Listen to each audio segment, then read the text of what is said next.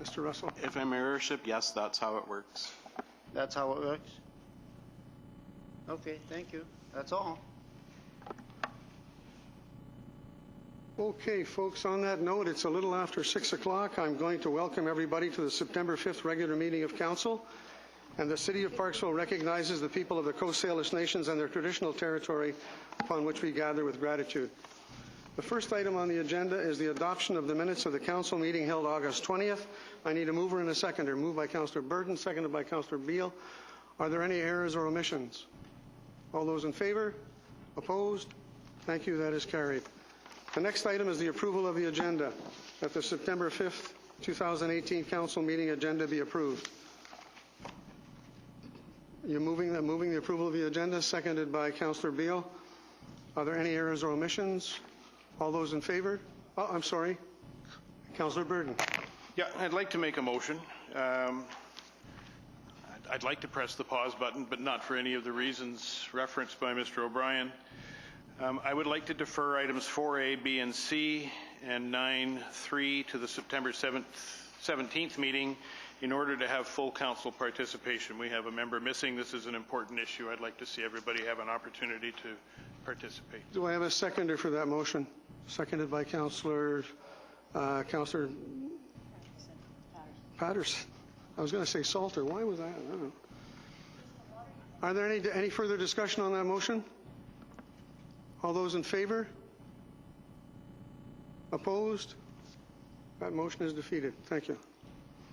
So back to the original motion that the September 5th Council meeting agenda be approved. I need a mover and a seconder. Moved by Councillor Beale, seconded by Councillor Powell. All those in favour? Thank you. That is carried. We have one delegation tonight, and that's the Island Crisis Care Society with the Oceanside Task Force on Homelessness on the Corfield Supportive Housing Project. So who's in the audience? Mrs. Hayes, will you come down, turn on the microphone? And you have 10 minutes.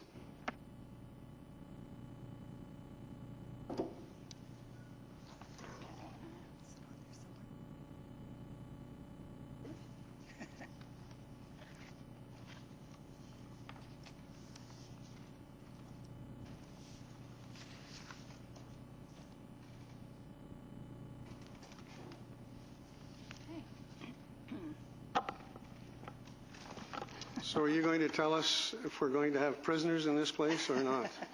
Yes. Good evening, Your Worship and councillors and staff. I'm here with Renata Sutherland. I'm representing Island Crisis Care Society and the Oceanside Task Force, and Renata is on the Oceanside Task Force on Homelessness as well. So we're just going to go through this PowerPoint about the project, and this is the operational management plan that we propose. This is a draft of it that we propose to have in place to just kind of hold us accountable for what we will do, and so we're going to go through it. Island Crisis Care Society has been helping those in need on Vancouver Island since the early 80s when we opened up Samaritan House, the homeless shelter in Nanaimo.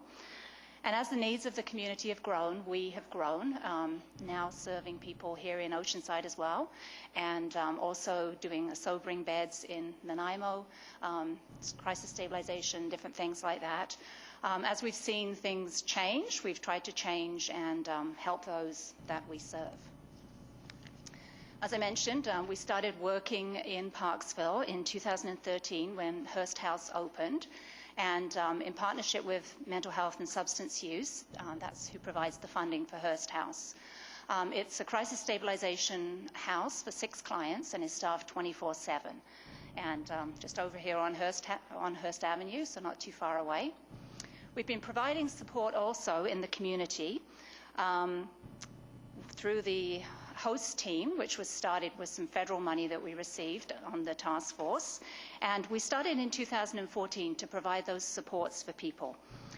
That team is made up of Island Health, the mental health and substance workers. They have case managers and the outreach staff that work with them.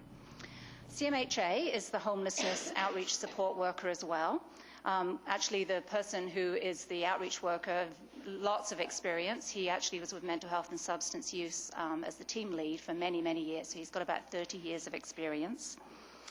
We have a weekend outreach support worker with Island Crisis Care Society. Lots of training in community support work and assisting people with mental health and substance use issues. The SOS is part of that team as well, and they have the homelessness prevention program, and they have a worker through that, also very experienced in working with the clientele that we're serving. Forward House sits on that committee as well, and they have support workers specializing with those with mental health and addiction issues. We also have the task force coordinator, who is also experienced working with women with challenges who are homeless, and also provides admin support to the team. We currently are providing support with establishing goals for these people, problem solving, conflict resolution. Our goal is really to keep them housed. We try and find them housing and then to make sure that they're able to maintain that housing. And that's with the wraparound supports through the different members of the team.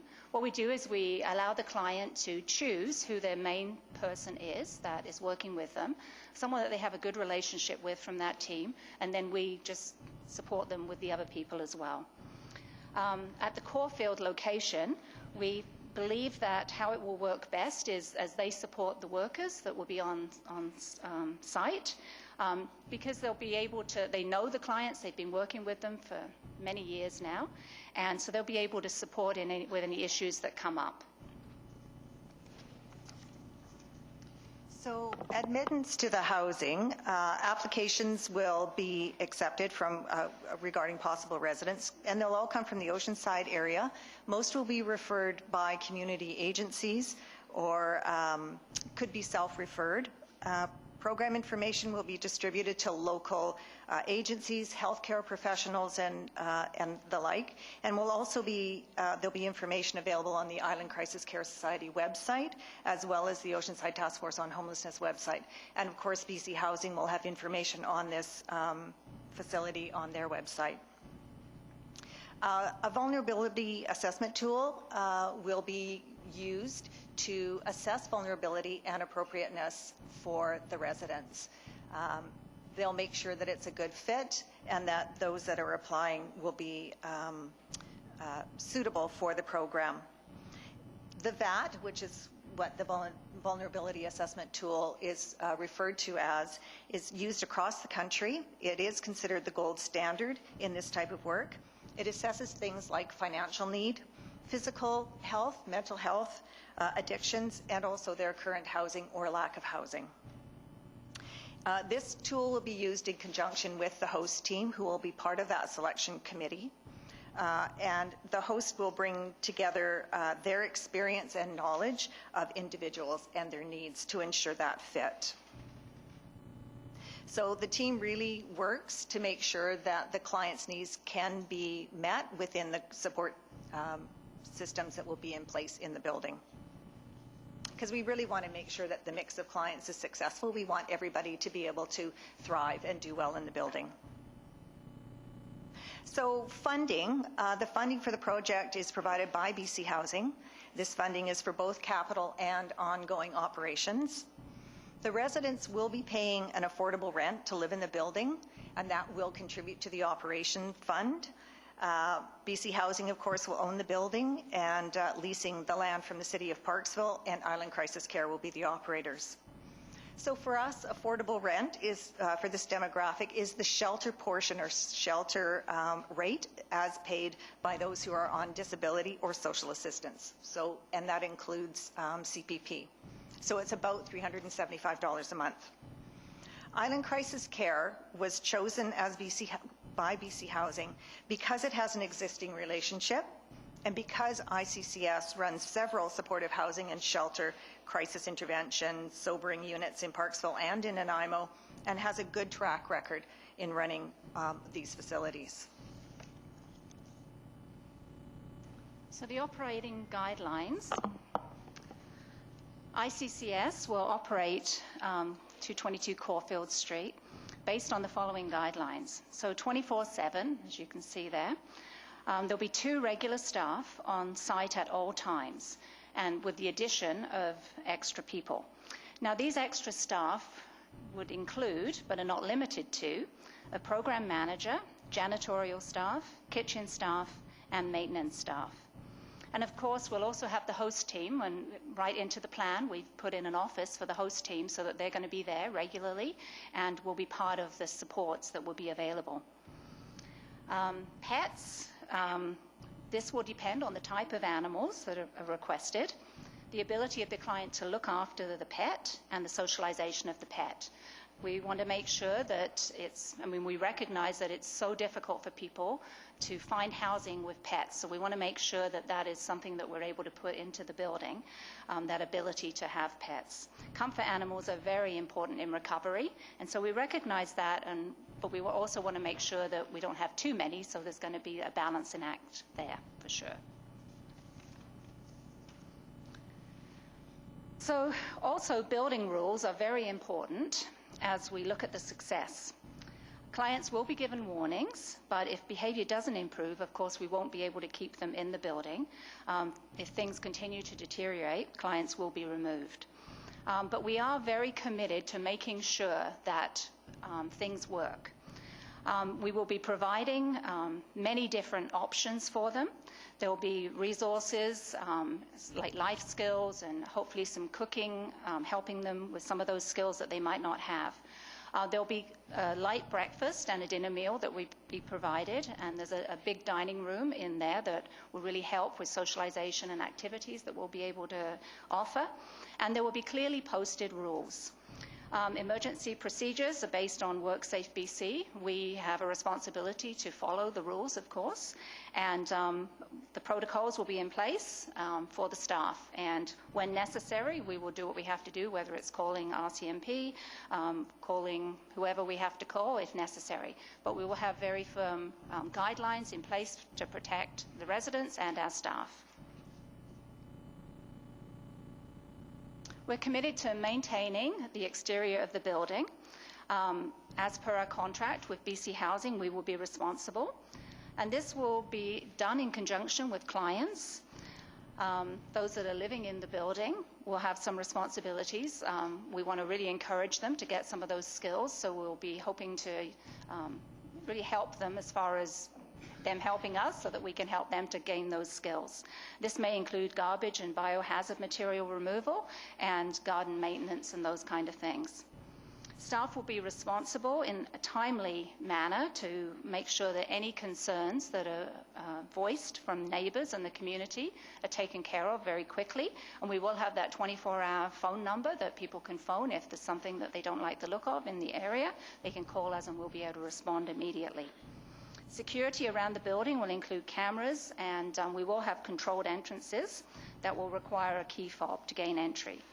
And we will be monitoring all those things. The staff will be there 24/7, so it will be a secure building. The support team, including the Island Crisis Care Society staff, will help with the integration of the clients on a one-on-one basis to help them get back into the community. Maybe they're looking to get back to work. Could be that they're looking to go for treatment. Any of those things, we'll be able to work with the clients on a one-to-one basis. So as well, there will be a community advisory committee set up, and it will be comprised of approximately 11 individuals, and it will be established within 2 months of us receiving the development permit, and that group will meet regularly or on an as-needed basis. And the purpose of that group is to ensure that we are addressing any needs, that we are speaking with all stakeholders about what is working, what is not working. Do we need to make some tweaks somewhere? If we do, we're open to doing that, because it's really important to us that this is successful, not just for our clients, but also for the community. We really want this to be an asset for the whole community and something that Parksville can be proud of. The Community Advisory Committee representatives may include a resident from the building with some support from a family member if needed, a staff person, of course, from the building, someone from the homelessness outreach support team, We're hoping to have a member of the RCMP on board. Island Health staff member has committed to being on board, an Oceanside Task Force member, as well as up to 5 community members. And that could be anyone from neighbors, someone who owns a business in the area, local organizations. So we want to make sure that we have quite a diverse group. Because again, we really want this to be successful for everyone. I think it's really important. We have no interest in failure for anybody. Our whole goal here has been to try and create something that can meet a need for a very specific group of people in our community. So thank you for this opportunity, and perhaps there are questions. Yes, thank you. Members of council, do you have questions for the delegation? I'm going to start with Councillor Burden, Councillor Beale. Anybody else?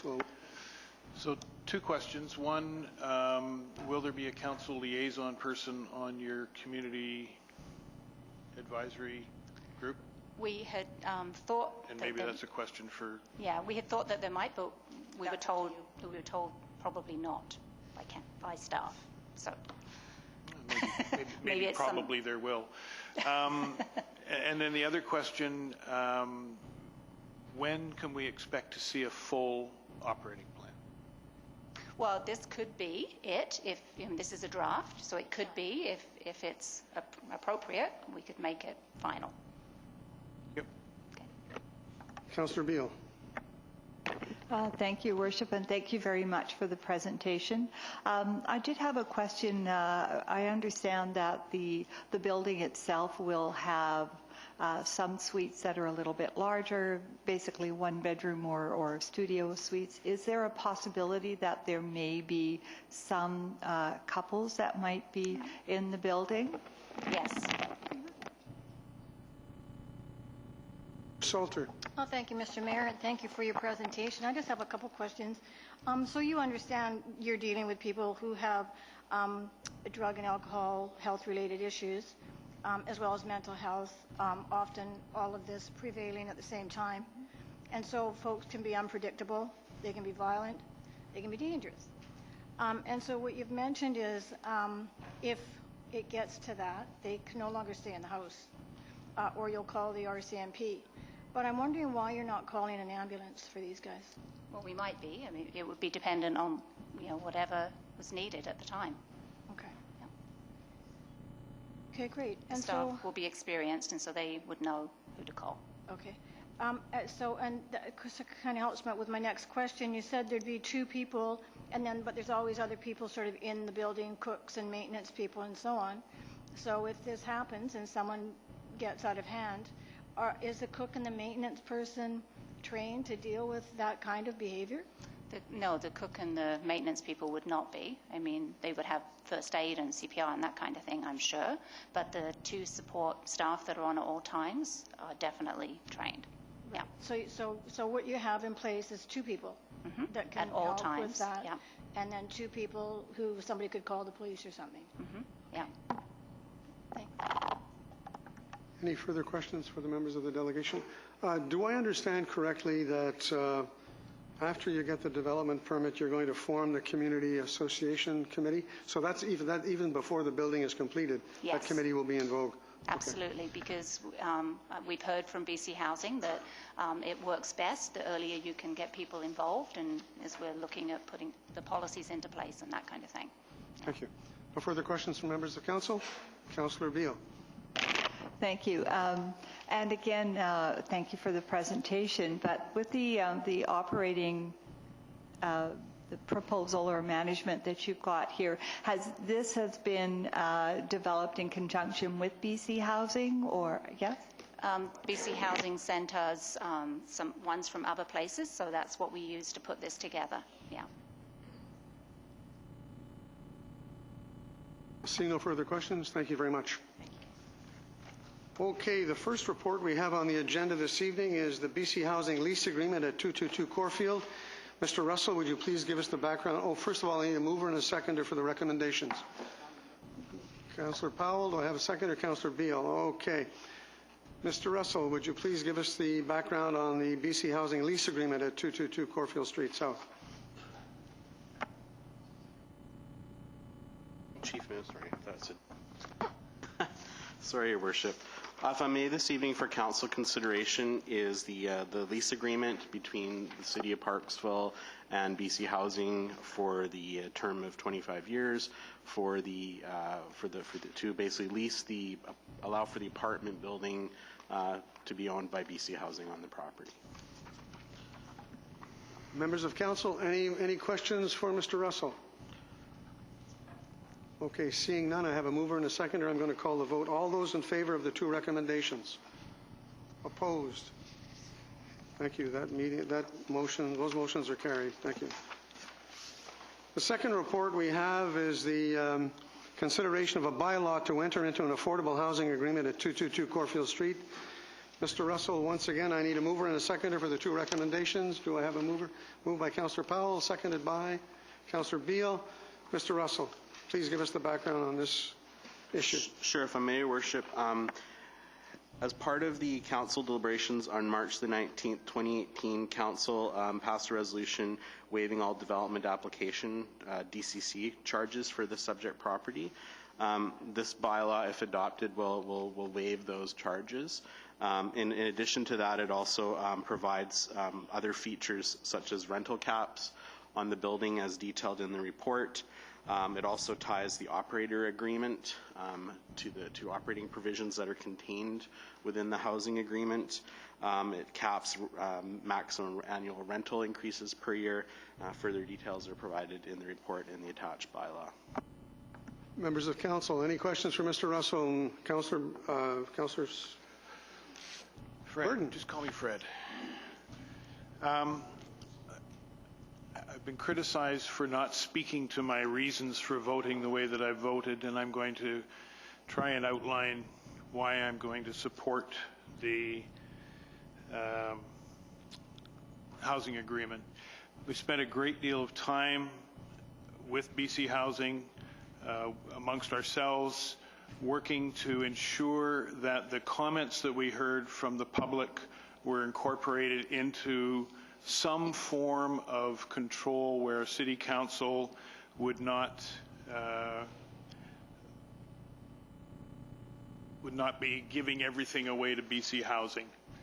The inclusion of the operating agreement within the housing agreement, I think, is significant. It ties. It provides a bind to what we're being told is going to be there and what we can be assured is going to be there in terms of putting it into a written format. This has been an incredibly difficult decision. I know it's been a divisive decision within the city. I think it's time now to get behind this thing and move forward. I believe with the advisory committee that there's still room to make changes within the facility. I believe that there's room for public input to what's going on within the facility from the neighbors and the businesses in the surrounding area. And I think it's time that we put this one to bed and go ahead. You took away part of my speech. Anybody else want to make comment? Councillor Salter. Thank you, Mr. Mayor. So, yeah, I do have a few things to say. When I think about supportive housing, and again, I've done some research, supportive housing's been in place since 2006. So since 2006, we would hope to see a significant change in what's been happening on the streets. And yet the numbers from Stats Canada state that 60% of overdoses occur in the home. 30% of overdoses occur in hotels, motels, and housing such as supportive housing units. Only 10% of overdoses occur on the street. Opioid-related overdose is now the leading cause of death among 30 to 39-year-olds. When we talk about best practices in BC, which we do, BC has the highest number of deaths per population. The opioid crisis has taken a particular toll in BC, which has both the highest number of recorded deaths, 1,470, and the highest rate of deaths in Canada, over 20 per 100,000. More than 160 British Columbians died of suspected drug overdoses in March. That's 1 month, in 1 month, making it the second deadliest month on record in the province's deepening opioid crisis.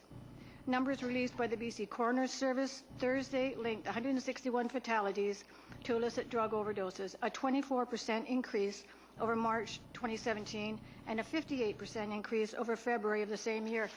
It's not going down. It is going up. We need to look at what we're doing here. I think we've been encouraged to believe somehow that if you have a drug and alcohol issue or you're on the street, what you really need is a house. And when you have your house, you'll be better. You'll get better because you're in a house. That's the same as saying you have cancer, you could have had chemo, but really what you need is a house. You get a house, and then we'll take care of your health problem because you need a house first. So these stats don't lie. They're true. This is two separate things happening here. Yes, people with drug and alcohol-related issues, what they need is a doctor. If the hope is really for lasting change, they need medical treatment rather than providing housing, which allows a continuity of that illness. It's a cost-related issue. It's political. So if we won't spend the money on the medical system because, look, it's $275 a pop to see a doctor. How much would that cost for all these folks to be put in a hospital? Hospitals wouldn't be able to manage it. So what we're doing is we're putting them into houses or putting them into rooms. And they're going in those rooms and then they overdose because the highest number of overdoses happening to people who are housed. According to Stats Canada in 2016, there were 2,946 apparent opioid-related deaths in Canada. 88% were unintended. 88%. 134 suspected. I could go on and on. The reality is this: we're not getting this. None of us are getting this. What we think we're doing, and we're feeling all warm and fuzzy, is we're housing folks, thinking we're going to help them with that medical problem that they have. It's not going to help them. They have a medical problem. If I had a heart failure, I don't need a room. I need a doctor. If I don't have a house and everything else is fine, then I need a house. But we're not separating out what's going on here. And so we're all agreeing that, oh, these guys need to live here in this house and this is going to make it all better. It's not. We, as politicians, we have to move this. We have to move this dialogue beyond getting people with addictions housed to getting people with addictions into the hospital and into the medical care that they need. Thank you. Thank you, Councillor Salter. Okay, Councillor Beale and then Councillor Powell.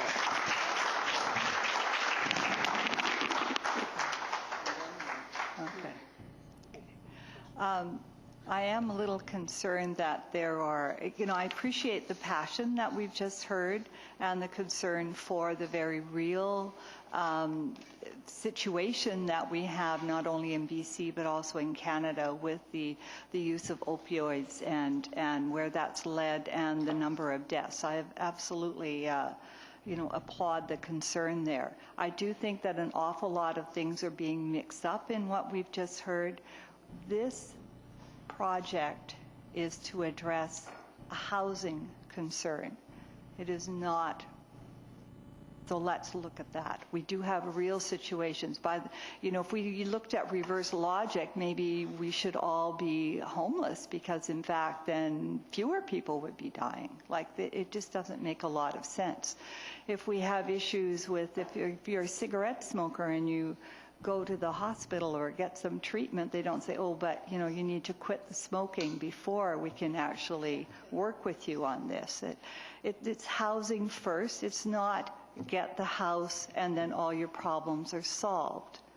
And in fact, for people who do have addiction problems and mental health issues, the research, you do the research, I've also done the research shows that there are better and longer term and more stable results when people go through a housing first approach. Get some stabilization, build some trusting relationships, and then when you can set some goals and work towards some treatment. The research is there. I'm not saying that we don't need to, whether it be this community or any other community, that we don't need to look at how we can help tackle the incredible problem of opioid addiction and where that's leading us. Emotionally and financially, it is draining. It is terrible. But let's not mix that up and dump all of this onto this particular project. This project is about reducing homelessness, and it will do that. Thank you. Councillor Powell. Thank you, Worship. I don't know when it was, but the Oceanside Task Force on Homelessness did a presentation to this council regarding people who they had housed, difficult to house people, and I think the success rate in that was over 90%. And so they already have a proven track record.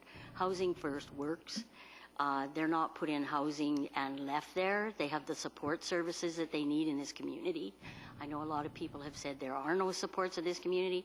I beg to differ. There's a lot of supports in this community, and we're all working together to make sure that those people are supported in the best way we can.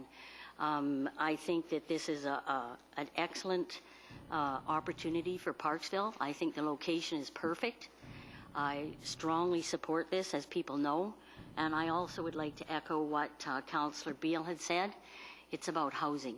It's about homing people. Thank you. Councillor Patterson. Thank you, Worship.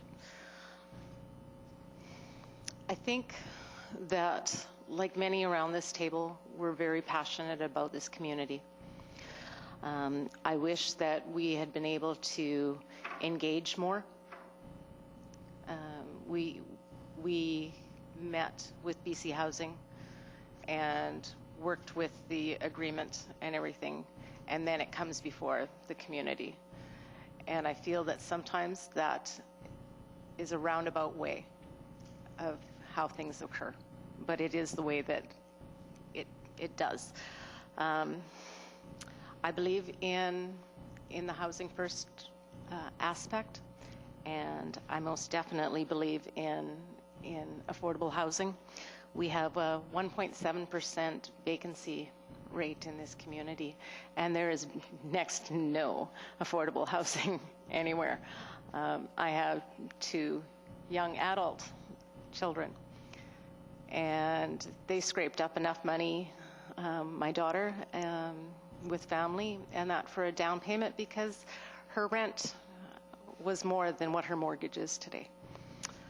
But I still don't see some of those key things that I believe are going to be needed with this facility, and that's some of the medical facilities and aspects of moving forward. I wanted to see an operating agreement with Island Crisis Care and BC Housing, that it was all tied together. I do feel that that was needed. We're a small community with some really, really big problems. And I'm going to say problems because they're equivalent to larger cities like Victoria. It's not going away. And we have to make some tough decisions in the future. This is only one of them. Thank you. Thank you. And I'd like to just make a few comments from my perspective as where I sit as mayor.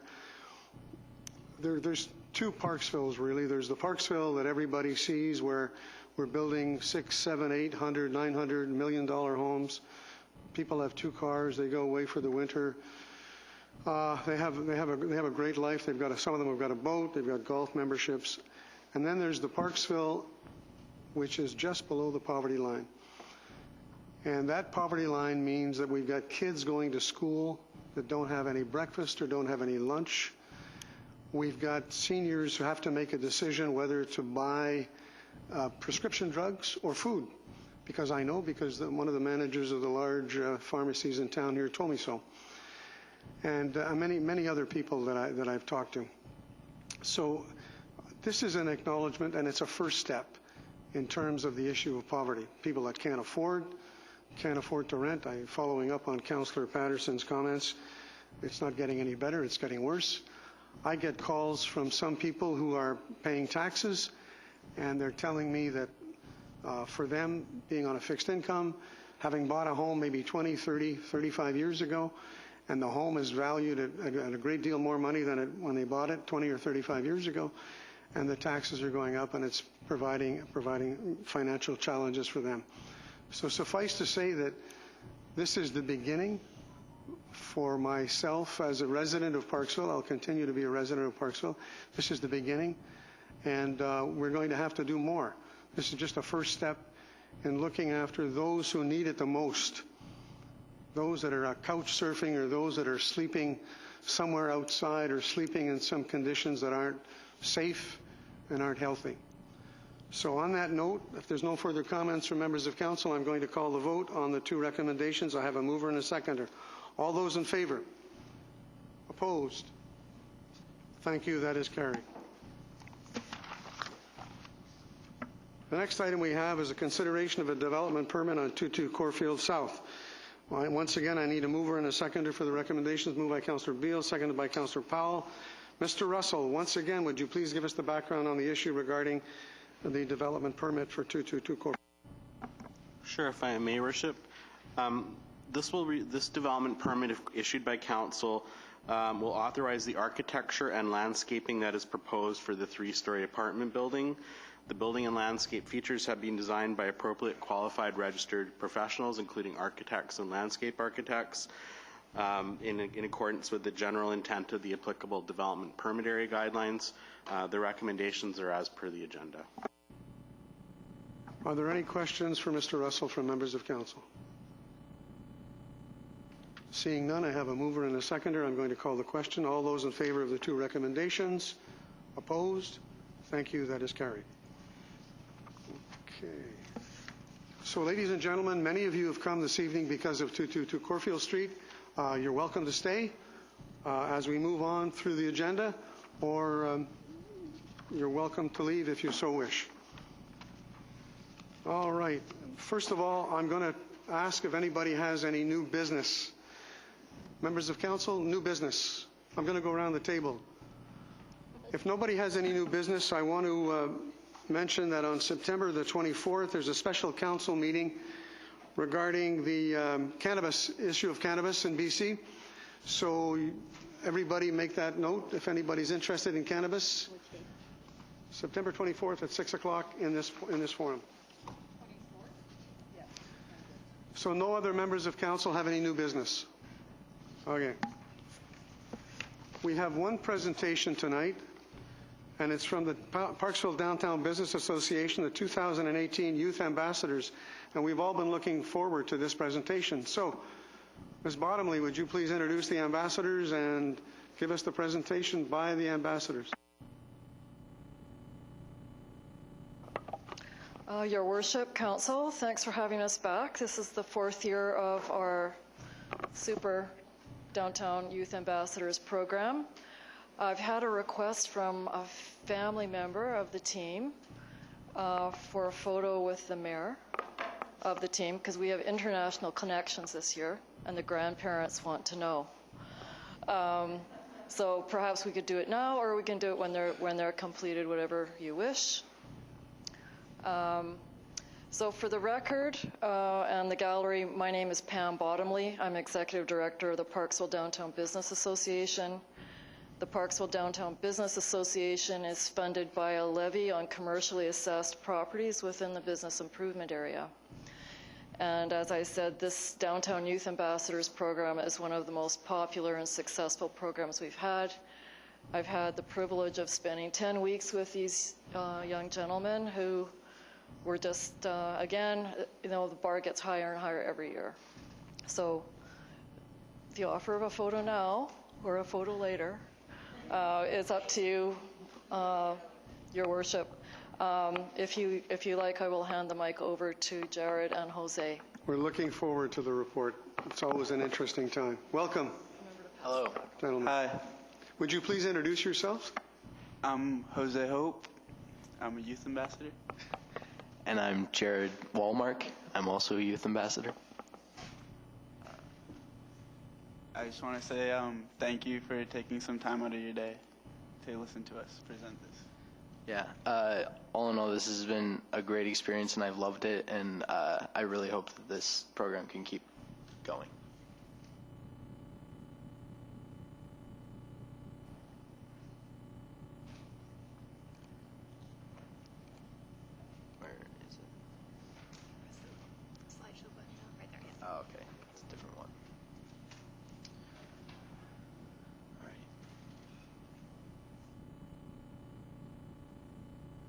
So the main thing that we wanted to do with youth ambassadors is to talk with locals and tourists and business owners and really get to know our community a lot better and try and support it in any way that we can.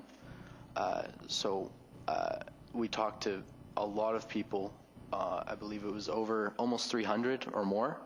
And yeah. Yeah, so one of the main things that we would focus on is the businesses. So every day, every week, we would visit at least 5 to 10 businesses, say hello, check up on them, see if they need anything, any maps or anything. Yeah. And while we were doing that, we would also get data, traffic data, as you'll see in the next slides coming up, or tourist data, or anything regarding Parksville.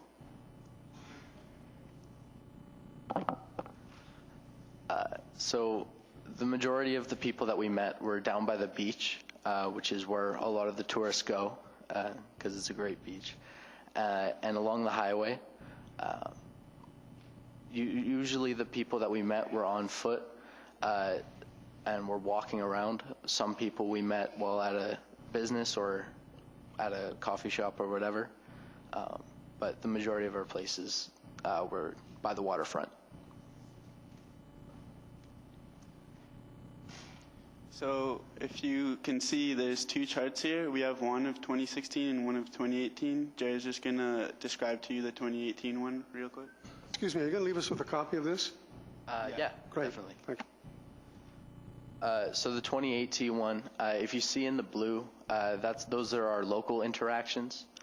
So that was 39%. That was the vast majority of our people. We met 159 locals.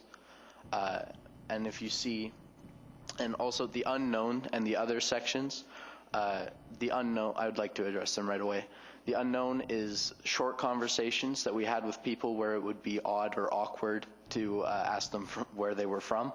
And the other sections are places that we had few people from that aren't really worth mentioning, like Australia, New Zealand, Brazil, Mexico, wherever. And so we see here that we've met a lot of people from local places, many people from Asia, and not as many people from the States that I would have expected. Yeah, so if you look, Asia did skyrocket a lot from, I think it was, you can't even tell the percentage, that's how small it was, to 17% of our conversations were with people from Asia. A lot of the time it was because they were in large groups, so there would be tourist groups that would come from China or Japan or South Korea. And also if you look, like Jared mentioned, the US did drop off a little bit. We were expecting a lot more, but I guess this year there wasn't as many. So in total, we visited 90 of the businesses in the downtown area. We visited many of the very busy ones multiple times throughout the summer, just to see if anything had changed. Usually it was the same thing, and we just checked up on their website listing and whatnot. Like we mentioned before, Craig Street was a high area for where we would gather data from, and so Craig Street would get most of our visits on a daily basis because they did get so many people coming in through there most of the week, especially on Tuesdays since there's the market.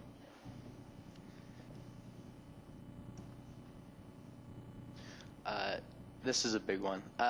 When we were walking around, our shirts that we wear say "Ask Me" on the right side, and the question that we get the most often is, "What question should we ask you?" After a while, it kind of got annoying, but it was a very good icebreaker, and it really helped us get into a lot of conversations, especially with locals, that it was easy to make jokes out of it.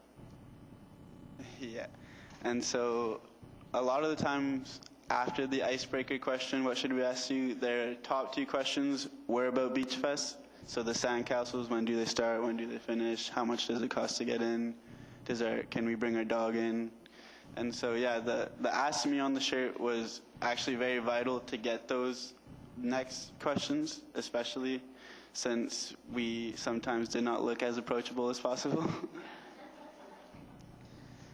Yeah, and we had many people come up to us a couple times a day asking, first off, the first question about the sandcastles, and then after they were finished at the sandcastles, they would ask where to go to eat, such as Realms, which is Realm Food Company, which is one of the photos up there with the sand. On the left, if you can see. Yeah. And then Beach Fest on the right, as you can see, is always busy. Yeah, it was busy every single day that it was up. So the traffic data that we gathered, if you see the purple line, that's Friday. That's the busiest day. So what we would do is we would stand on 19A and McCarter by the Dairy Queen, and 3 times per hour on a random day in a given week, we would go and we would count how many cars were on one side of the highway for 30 seconds, how many went by, and that we put that as our average. I just thought it was an interesting. Although it's not 100% accurate, you can clearly tell Friday, no matter what day it was, what time it was, Friday was always the busiest, and especially right at 12 o'clock. So that's when we would try and get most of our data. Now, issues that we noticed while walking around, we did notice that along the highway, there is a large lack of garbage bins. We only noticed one, and that we saw in our area. Along with the recycling bins, although I have seen a lot of improvement with that, it can always get better, I believe. We have noticed homelessness issues as well.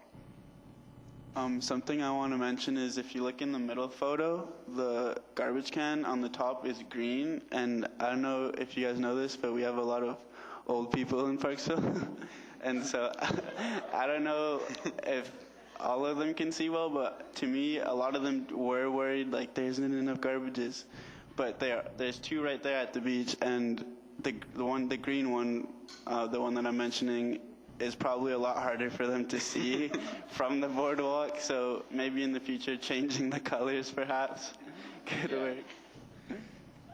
Yeah.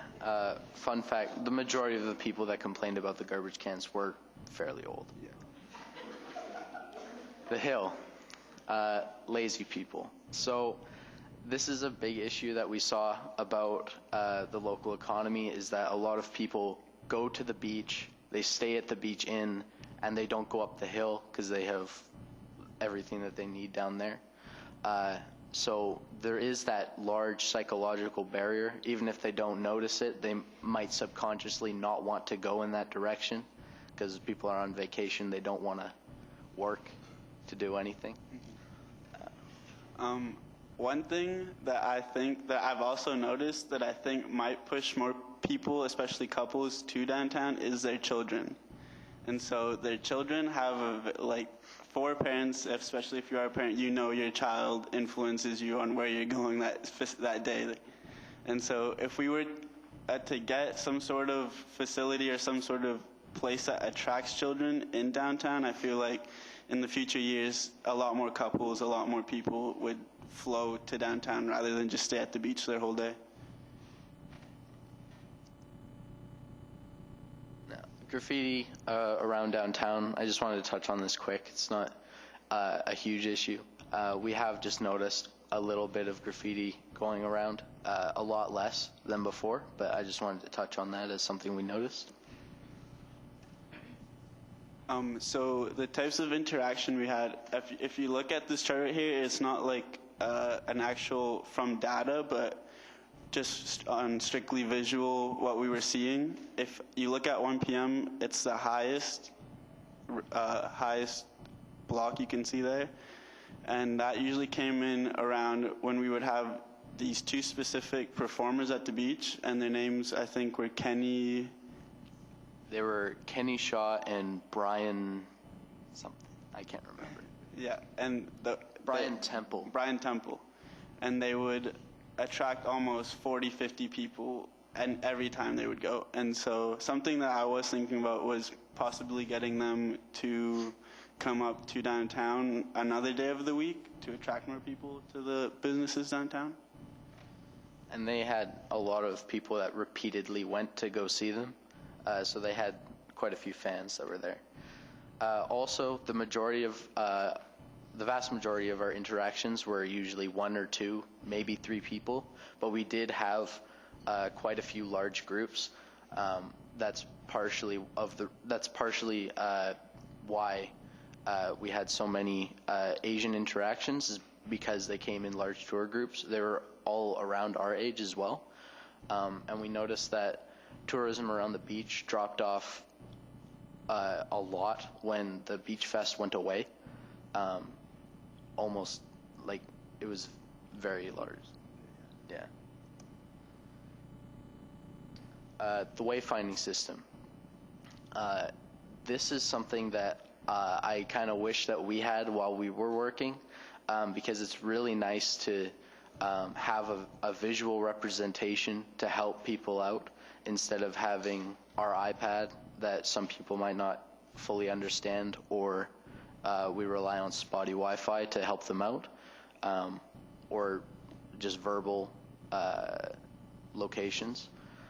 So I think that the wayfinding system will make us much more effective in future years.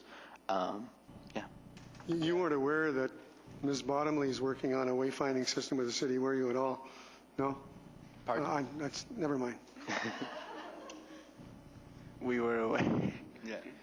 But yeah, also I think the wayfinding system will also be used as another icebreaker for people. If they see the wayfinding system in the future years and they don't know it right away, they could come up to the future youth ambassadors and ask them about it, rather than just come up and ask, what should I ask you? They can say, hey, what does this mean?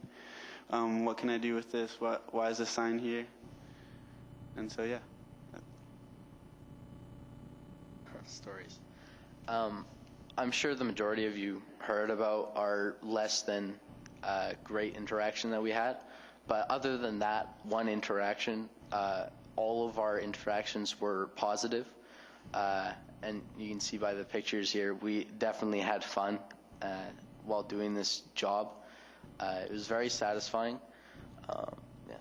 Yeah, I just want to say thank you for this opportunity to tell you about what we did in this job. And one of the stories I had, well, actually, there are a few stories, but the younger kids, when we talked to them, they seemed very disinterested, and not just on like on person-to-person level, but just like in general to like an authoritarian age, because we're the same age as them, but we somehow have more power than them in the job that we're working.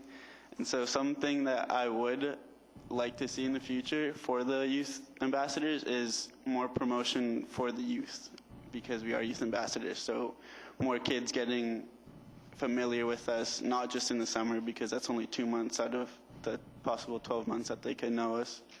And so, yeah, but the more seasoned people, the older people, did have a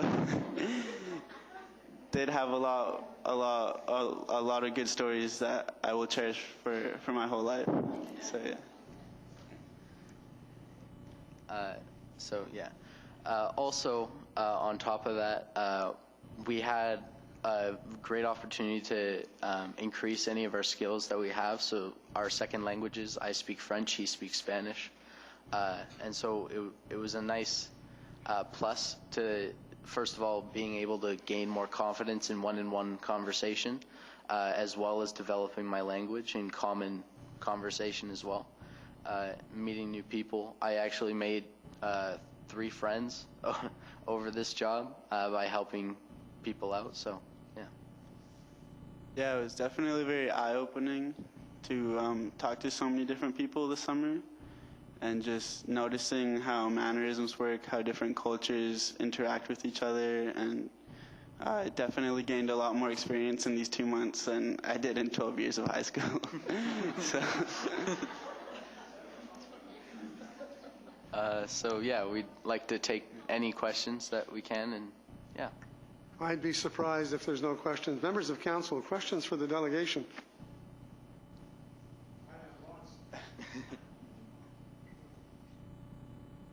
Thank you, Worship.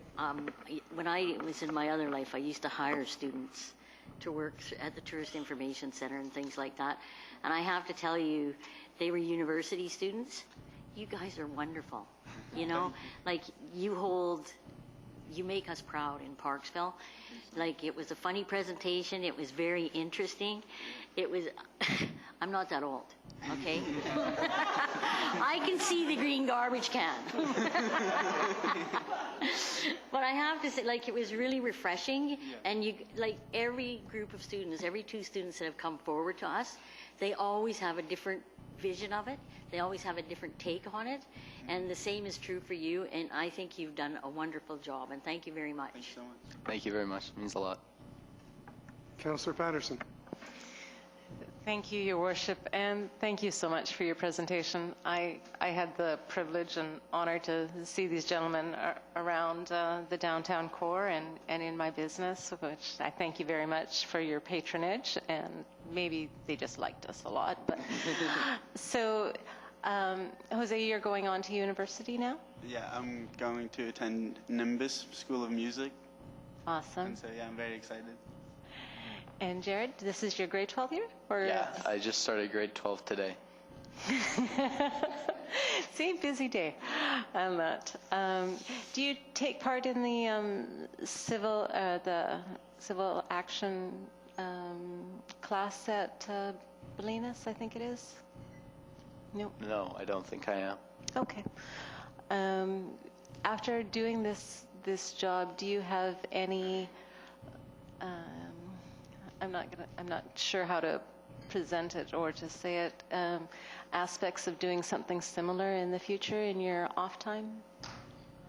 Well, I've changed my, over the summer, I've changed my career choice from law to psychology. I don't know if that has anything to do with this job, but yeah. Councillor Veal. And I would also like to say thank you very, very much. Merci beaucoup, gracias. And I'm pleased to hear that there were a lot of different cultures that you got to experience over the summer as well. And I do love hearing some of your takeaways, some of your analysis of what you notice. And for instance, the artists I think about public art, which I would love to see and, encourage in other areas of the town, but also to have music at different places and carry that through. I mean, what a lovely idea. It's a great observation. Just one example of just a fresh take on things. Thank you very much. Councillor Salter and then Councillor Burden. Thank you, Mr. Mayor, and thank you for a really great presentation. That was so well done. I'm wondering about the garbage cans. So what color do you think the top of the garbage can should be? Maybe we could put art on them so they have vibrant. Could put art on them? Get Sure. local artists to do their thing, maybe sign their name. And so you also mentioned that you didn't see many garbage cans in the downtown area. So are you thinking we need more down there? Along the highway, definitely. We noticed quite a lot of garbage, especially in the bushes by the highway. So yeah, okay. that would be So a definite plus. Maybe that's something we should think about going forward. Thank you very much. Thank you. Councillor Burden. Thank you very much. I enjoyed your stats, enjoyed your presentation. And so in summary, I'm guessing that what we need is entertainment in the downtown, activities for young people, more garbage cans, and better color on the garbage cans. Yeah. All right. We can do that. The thing that I want to mention to you is that whether you know it or not, you've made a lot of people's visit to Parksville this summer very memorable. They're going to go away from Parksville and say, we had a great time, and these 2 youngsters that we met were really, really great to us. And that's really important because we want people to come back. I have a few questions. Percentage of time that you were approached versus the percentage of times that you approached people, how did that break down? Was it 50-50 or pretty much 70-30 or? I'd say closer to 70-30 of people, 70% being people that approached us and 30% being people that we went to. Didn't you ever ask yourself the question, when is it going to rain? We have a story about that. Especially with the smoke, I think it was in the first 2 weeks of August, it was a little harder to interact with people. Yeah. So yeah, but it was never, I was never worried about the weather. I never thought that it was never going to be a day that I can go outside and interact with people. So I think it rained maybe, 1 or 2 days out of the entire summer. Other than that, it was maybe cloudy, which was a nice break from the hot sun, but yeah, it was good. Finally, there's a recommendation I think you should make to Ms. Bottomley when nobody's around, and that's about the lazy people. I think that as part of the wayfinding, there should be a sign at the bottom of the hill at the park that says, if you walk up the hill for lunch, you burn so many calories and it's really good for your cardiovascular system, and when you walk back down the hill, it's still good for your lunch and your cardiovascular system. So try that with Mrs. Bottomley. That would be a good motivator. Okay. Thank you very, very much. Thank you so much. And thank you for being great ambassadors for the summer. Terrific. They want your picture. You want to get the picture taken.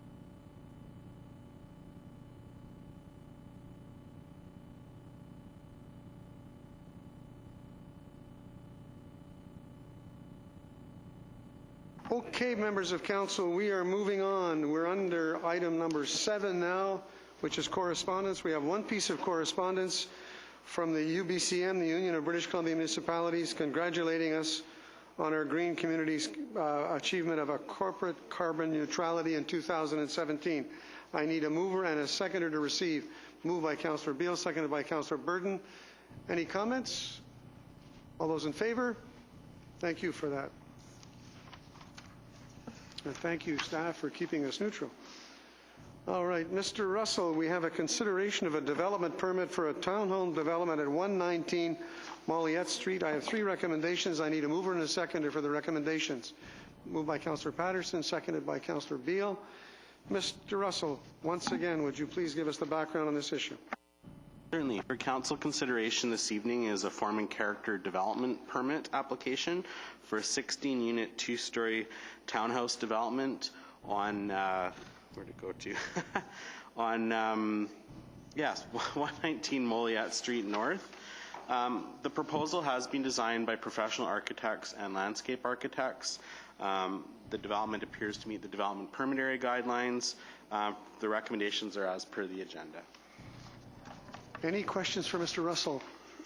Councillor Salter and then Councillor Beale.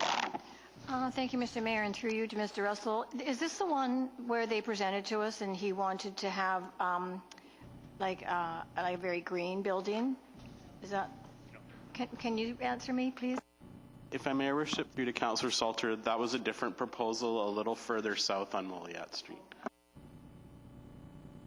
Okay. Any further questions? Oh, Councillor Beale, I'm sorry. Thank you. Just a comment. I appreciated seeing that the proponents have taken some of the suggestions from the advisory panel into consideration, and I think with, from what my perspective, with nice effect.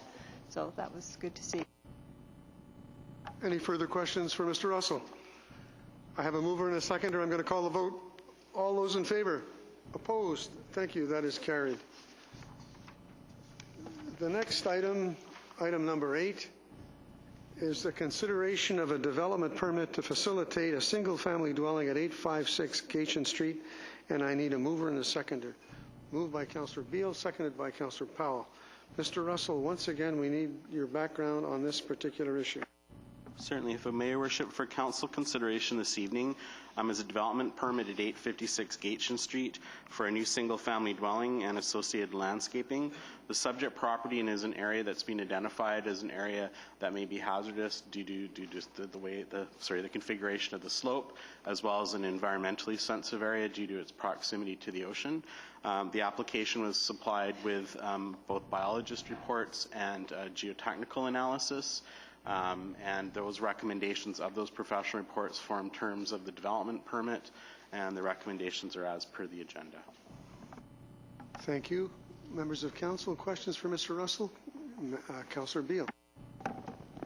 Thank you, Your Worship. And again, not actually a question so much as a comment. I just found it very interesting to read the detail that was in this report regarding what needs to be in place, what plants need to be removed, how, when, where, why, and what needs to be planted, and yearly inspections, et cetera. I personally found it very interesting to see what goes into protecting that sensitive area. Thank you. Councillor Burden. So, correct me if I'm wrong, my understanding from the drawings is that this is actually an improvement in as much as the old dwelling was beyond the geotech covenant and the new dwelling is going to be behind it. Is that correct? If I may, Your Worship, that is correct. Any further questions for Mr. Russell from members of council? Okay, I'm going to call the vote. All those in favor? Opposed? Thank you. That is carried. Moving on, Mr. Russell, you can take a breath. We're going to move to Mr. Butterworth. We need to talk about the transfer of sewage treatment plant costs from general taxpayer to the sewer rate payer. Mr. Butterworth, would you please give us the background? But before you do, I need a mover and a seconder for the 6 recommendations, Councillor Burden and Councillor Salter. Mr. Butterworth, if you would, please. If I may, Your Worship, it's a little bit long here because this is quite a change from our current billing practices, so just bear with me. Property taxpayers are currently funding the French Creek wastewater treatment plant costs rather than the actual purveyors of wastewater to the treatment plant. The costs from the plant are billed to the city from the RDN in total $2,545,000 in 2018. Staff believe it would be more appropriate for these costs to be borne by the sewer ratepayers rather than property taxpayers. It is proposed that the costs of the treatment plant be moved to the sanitary sewer fund over a period of time in order to mitigate the effects of the change on the sewer ratepayers and allow time for commercial operations, stratas, and apartments to adjust to the new sewer rates. A charge of $250,000 to the sewer fund is proposed for 2019 to reflect approximately 10% of the wastewater treatment plant annual costs. A 20% sewer rate increase is proposed in order to cover the costs of this transfer, and a property tax rate reduction in 2019 of approximately 10% to the RDN wastewater tax rate would be implemented to offset the sanitary sewer rate increases. This cost transfer would reduce the 2019 proposed city tax increase by about 1.8% from what it otherwise would be.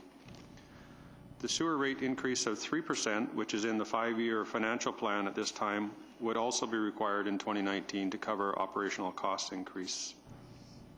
It is proposed to increase the sewer rates by the 3% in the budget for the 3% that's in the budget for the October 18 to March 2019 billing period, and add the 20% increase to the rates effective for April to September 2019 billing to allow stratas and commercial operations and apartments to adjust their strata rates or rentals where they are paying the sewer utility costs. The recommendations as per the agenda. Any questions for Mr. Butterworth? Fairly straightforward. Councillor Salter. Thank you, Mr. Mayor. And so I just want to just clarify that I've got this straight, and I think I do. I spoke to Mrs. Bottomley regarding this. So the 20,000, the 20%, sorry, it isn't new. It's actually already being paid by ratepayers now, but it's attached to the mill rate on their property taxes. Is that really what's happening? That's correct. This whole process is revenue neutral, It just affects certain taxpayers and ratepayers differently. Yes, so we're moving that 20,000 over to the sewer fund, and then doing a graduated build-in for that at 20,000 per year over 5 years? 250,000 per year for 10 years. Oh, okay. Oh, so it's not 20,000 per year? 250,000 would be the amount. Oh, sorry, 'cause 20%. Sorry, yeah. 20%. It's 10% of the total French Creek Right. sewage treatment costs, which at this point are $2,545,000. So 250,000 is the amount this year. Next year it might be slightly more than that, depending on what the French Creek sewage treatment costs are. And so then, in future, we're going to be looking at billing out our ratepayers on that sewage amount based on how much water they're using. And I'm told that's not going to be throughout the whole year, but only from October to March, because people do use more water in the summer, and that would increase the cost. Is that correct? So rather than do that, we would only go from October to March? If I may, Your Worship, the sewage billing costs right now for residential is based on their winter consumption, so that their summer watering of their grass or their gardens or their shrubs is not, they're not billed for that as a sewage charge. So currently we use the winter billing for residential, but commercial operations are billed on the lesser of their winter, or no, they're billed on their summer billings for the commercial. So it's the residential that's billed just on their winter. Right. Great. So the fact that it is a neutral increase, it's not an increase, it's just a neutral move from what I can see. That's correct. There will be no revenue increase from this if our calculations are accurate. Thank you, Mr. Butterworth. Thank you. Any further questions from members of council for Mr. Butterworth? Seeing none, I'm going to call the vote. All those in favor? Thank you. That is carried. Thank you, Mr. Butterworth. Next, we're moving on to item number 8 in reports, which is the 2019 permissive taxation exemption application. We've all been here before. I need a mover and a seconder for the 5 recommendations that I'm going to take. Councillor Beale, Councillor Patterson. Mrs. Kaler, would you please give us the background on this issue? Thank you, Mr. Mayor. As you mentioned, this is an annual item that comes before Council around this time. And just to remind Council, there are some statutory exemptions that do not require the approval of Council. They're in legislation. And there are also permissive tax exemptions where Council has discretion to forgive a portion of the taxes for groups that meet certain eligibility criteria. They are non-profit groups that are eligible. This year we had 25 applicants, which is quite similar to previous years, although the exemption amount is about $13,000 more than last year's. And in the report, the current policy is referred to and outlined in that over time, it is anticipated that Council will reduce the amount of taxation, ultimately reaching a 1.67% of the overall budget. The ask for this year was 1.96, and so in the staff report, staff are proposing a reduction of about 85% as opposed to the 100% exemption for the majority of applicants, and recommendations are per the agenda. Questions for Mrs. Kaler? Fairly straightforward. Councillor Salter. Thank you, Mr. Mayor. And I think I go through this every year, but why are we giving ICF a 100% tax exemption when it was my understanding that they were actually folding? I didn't even think they were. And I believe my answer every year is the same. It's something that was negotiated. There's a certain period of time on that. There's a deal that was signed. So when's the end date on this? Mrs. Kaler, I don't know it. I'll have because to double it's my check understanding that they're not. It was a 10-year agreement, but I can't recall exactly what year it commenced. I would guess, and I can confirm with Council tomorrow, it's probably about 6 years left. I don't know if any other staff, if the Director of Finance can recall. I would think that we do need to look at it, though, because things aren't going as they were with the Island Corridor Foundation, and we know that there's going to be a big change coming very quickly there. So that we continue to do this exemption, which is costly, and yet we don't really know what the changes are. I think maybe we want to look into that in the near future. What has happened in other municipalities where they've refused to pay the taxes is that when you want to do something along the island corridor, they come at you with exorbitant charges, exorbitant. They're like, $50,000, $60,000. So I think that this case might be a case of letting sleeping dogs lie. I think it would be prudent for us, though, to have a discussion around what that's going to look like coming up. All right, thank you. Okay, on that note, I'm going to call the vote. All those in favor? Opposed? Thank you, that is carried. Good point, Councillor Salter. Okay, once again, we have a report from staff on the forum audiovisual equipment improvements, and I need a mover and a seconder to be received. Moved by Councillor Burden, seconded by Councillor Patterson. Mrs. Kaler, once again, would you please give us the background on this issue? Thank you, Mr. Mayor. This report outlines some imminent changes to the audio system that Council has approved for the budget for this year. We're also seeking some generic advice if Council wishes, or more specific advice if Council feels like providing it at this point, on what kind of scope Council would like to see for future audiovisual upgrades in the forum. There's a number of different options with varying costs, of course, presented for Council's consideration. And what we anticipate would be, depending on Council's direction, if it wishes to provide it, we would prepare detailed spending packages in each budget year for further deliberation of Council. However, it would be helpful for staff to have some sense of whether we want the gold, silver, or bronze package in terms of upgrades. As I'm sure everybody on Council understands, there's a very wide range of technology available, and in some cities it's hundreds of thousands of dollars that's invested. So we would appreciate if Council is willing to do that or able to do that tonight, to give us a little bit of perhaps the parameters of where Council would like us to focus our efforts in future years, understanding that the details would come forward. It just helps us with budgeting. If we had a sense of whether Council wants to be middle of the road or at top end. So from what I understood from the report is that the audio is budgeted for, and we've settled that. Yes, that's correct. This is for the projection.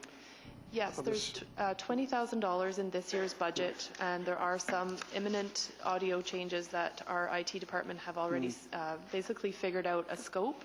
They will be going and getting some proposals from folks to see which one is the best value for the city. But we're looking for future upgrades that, as mentioned in the report, I think it's about 10, 12 years, which is a very long time in technology advancements. And we're just looking for some guidance as to how much Council wants to see changed with respect to things like the streaming and mobile ready. Basically, just, where do you want us to aim for? Okay, members of Council, I'm going to go around the table and sort of let everybody have their say. So I'm going to start with Councillor Patterson. Thank you, Worship. For someone who's very non-technical, I make no bones about it. And knowing how operating systems and everything tend to change on the fly, are we able to know how many people actually look at any of our council meetings? Do we have that ability? And then a follow-up after. If I may, Your Worship, somewhere between 15 and 20 people. Okay. So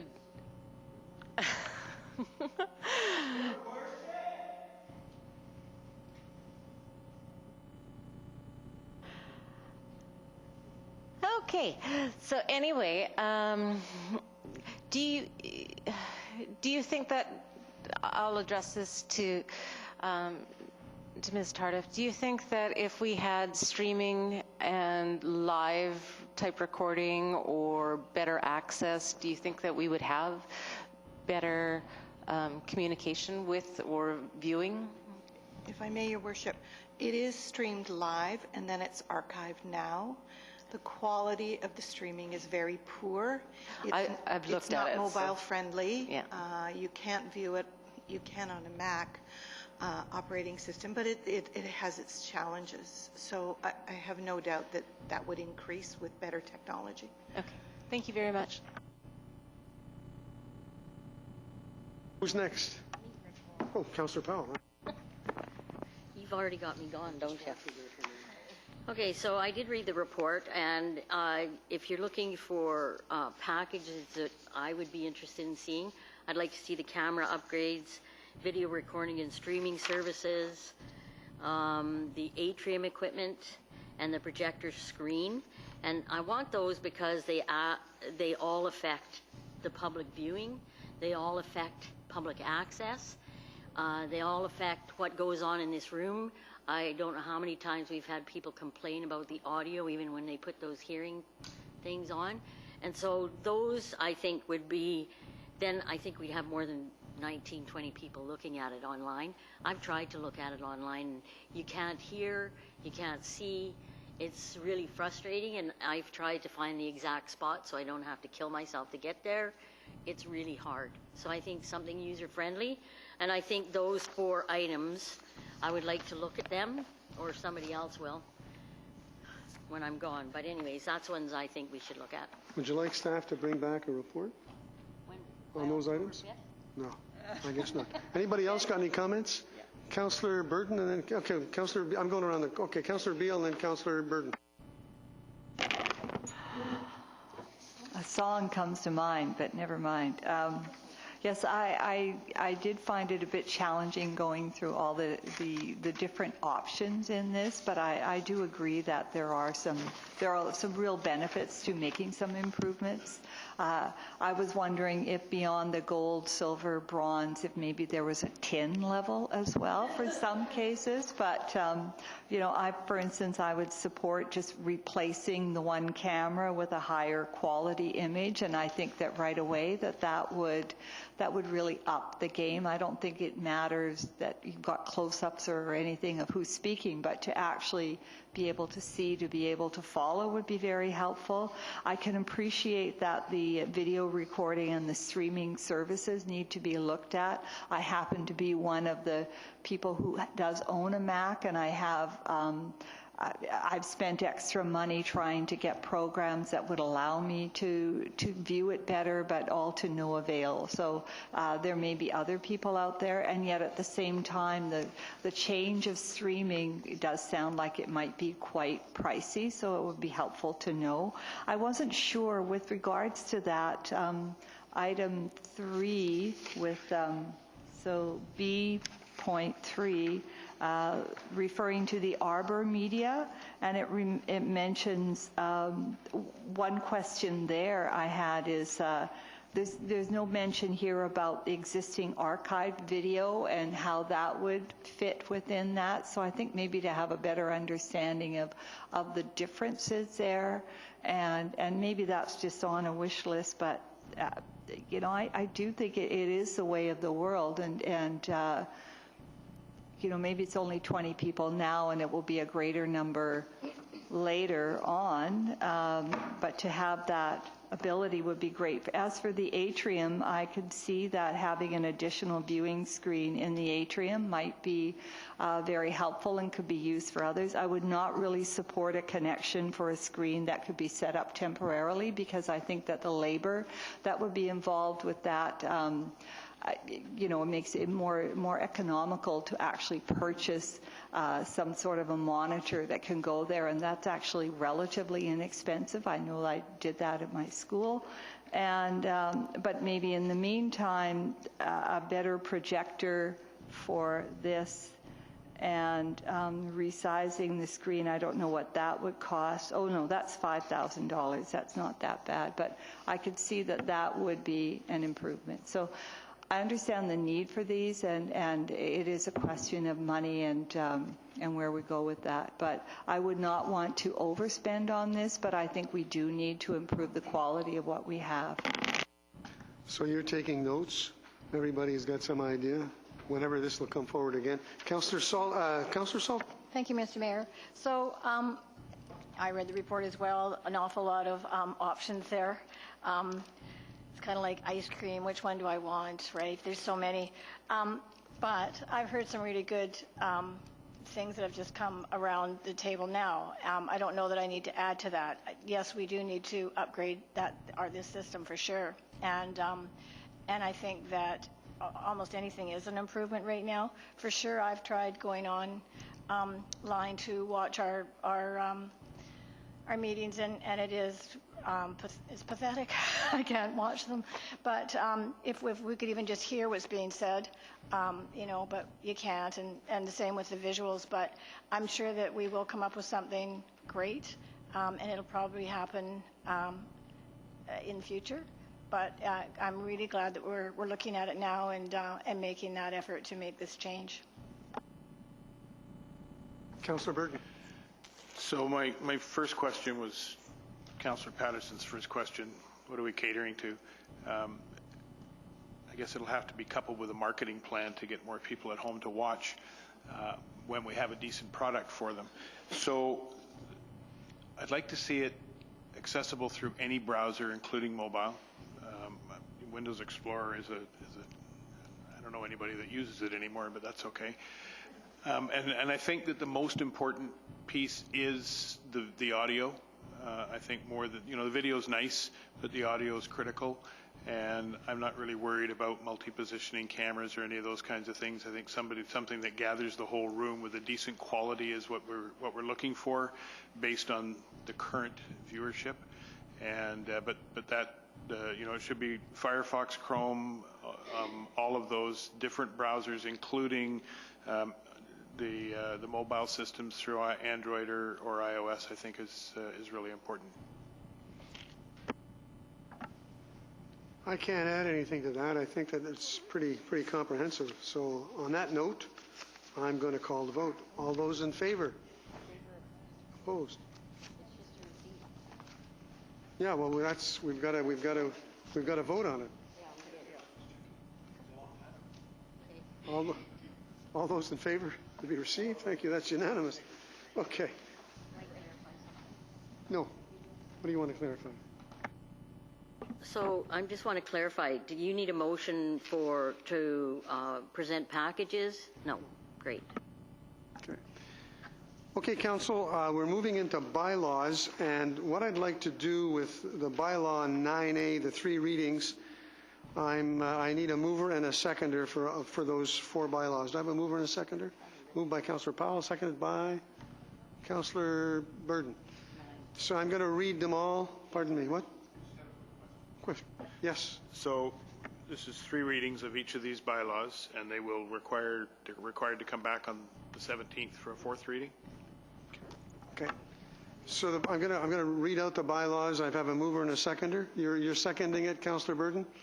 You're seconding the motion? So the 3 bylaws are bylaw number 2018, number 1319.15, number 1493.6, number 2018, number 1547, and number 2018, 1548. All those in favor? Opposed? Okay, let's do that again. All those in favor? Opposed? We got 2 opposing. Thank you. That's carried. Okay. Bylaws, final adoption. The Zoning and Development Bylaw 2018, number 200113, which is a map amendment to high density residential RHD 4, 253, 259, 263, and 273 Dogwood. Need a mover and a seconder. Moved by Councillor Burden, seconded by Councillor Powell. All those in favor? Oh, question. Councillor Burden. Through you to staff, there was some question with regard to the placement of garbage facilities on this one. Has that been resolved? If I may, Your Worship, a development permit application will be coming forward to you. Okay, I'm going to call the vote. All those in favor? Opposed? Thank you. That is carried. Well, I can't believe it. We're at adjournment. I need a mover and a seconder to adjourn. Moved by Councillor Burton, seconded by Councillor Beale. We are adjourned. Thanks, everybody.